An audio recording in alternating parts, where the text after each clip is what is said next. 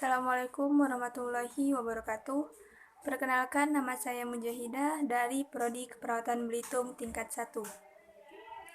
Di sini saya akan menjelaskan mengenai sistem saraf pusat dan sistem saraf tepi. Pertama-tama saya akan menjelaskan mengenai sistem saraf pusat atau otak dan medula oblongata. Pertama-tama saya akan menjelaskan bagian-bagian yang ada di saraf pusat. Di sini ada talamus, di sini cerebellum, di sini medula, di sini reticular activating system, dan di sini ada pons.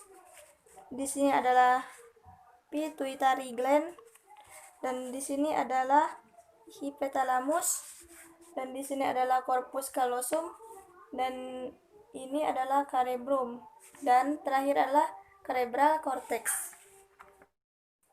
Selanjutnya saya akan menjelaskan mengenai fungsi sistem saraf pusat, otak, dan medula oblongata. Pertama-tama adalah cerebrum atau otak besar. Cerebrum ini berfungsi untuk mengontrol pergerakan di sisi kiri tubuh, dan belahan otak kiri mengontrol pergerakan di sisi kanan tubuh. Selanjutnya adalah corpus callosum. Corpus callosum ini berfungsi untuk memfasilitasi komunikasi antar belahan otak. Selanjutnya adalah cerebellum atau otak kecil. Otak kecil ini berfungsi untuk mengatur kerjasama antar otot, mengendalikan keseimbangan, dan menjaga postur tubuh. Selanjutnya adalah hipotalamus, berfungsi sebagai informasi sensorik dan bertindak sebagai pusat persepsi nyeri. Dan selanjutnya adalah pituitary gland atau kelenjar pituitary. Kelenjar ini berfungsi untuk menghasilkan hormon yang membantu mengendalikan banyak proses dan fungsi organ pada tubuh. Selanjutnya adalah pons. Pons tersebut berfungsi sebagai pusat dari 4 saraf kranial utama, yakni nervus trigeminal, nervus abducens, nervus facialis, serta nervus vestibulocochlear. Selanjutnya adalah reticular activating system atau sistem pengaktif jaringan. Sistem ini berfungsi untuk menghapus sebagian besar informasi yang Anda dengar, yang Anda lihat, dan yang Anda rasakan. Selanjutnya adalah medula. Fungsi medula ini untuk autonomi tubuh, seperti fungsi pernapasan, pencernaan, detak jantung, tekanan darah, dan menelan hingga bersin. Selanjutnya adalah talamus. Adapun fungsi talamus sebagai menyampaikan informasi yang berkaitan dengan kesadaran. Dan terakhir adalah cerebral cortex. Selanjutnya saya akan menjelaskan mengenai sistem saraf tepi atau 12 kranial, yakni olfaktori 1, optik 2, dan okulomotor 3, selanjutnya trochanter 4, trigeminal 5, abducens 6, facial 7, cochlear 8, aksesori 9, vagus 10, aksesori 11, hipoglosal 12. Selanjutnya saya akan menjelaskan mengenai fungsi sistem saraf tepi. Yang pertama adalah olfaktori 1.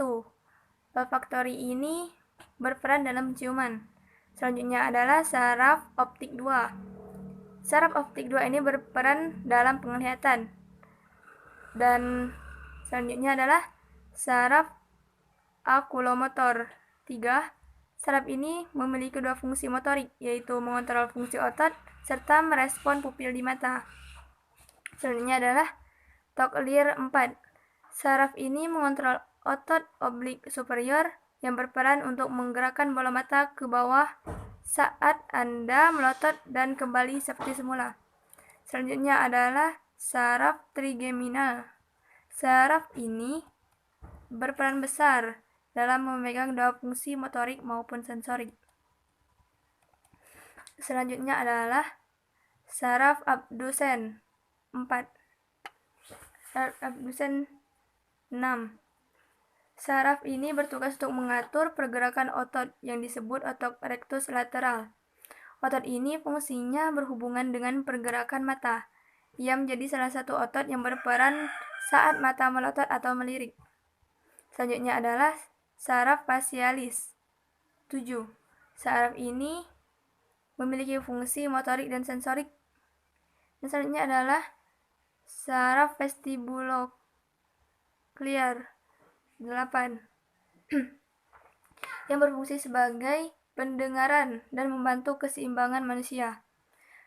Dan selanjutnya adalah saraf glosopharyngeal 9, yaitu memiliki dua fungsi sensorik dan motorik. Adapun fungsi sensoriknya menerima informasi dari tenggorokan, tonsil, telinga, dan lidah.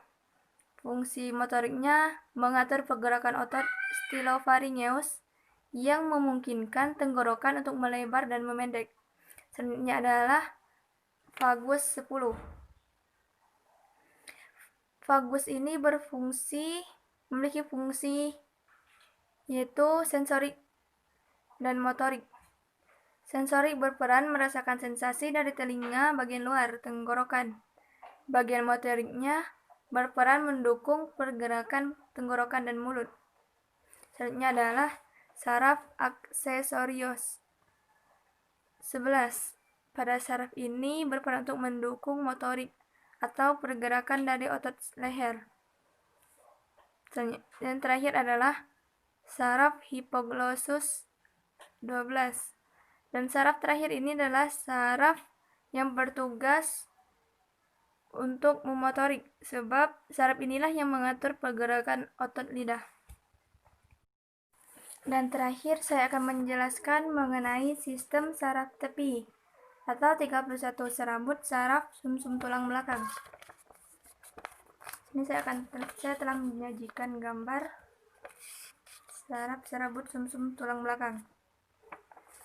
Dan yang merah ini atau yang pertama adalah cervical nervus, yaitu 8 pasang saraf leher. Dan yang kuning ini adalah toric nervus atau 12 pasang saraf punggung. Yang hijau adalah lumbar nervus atau 5 pasang saraf pinggang.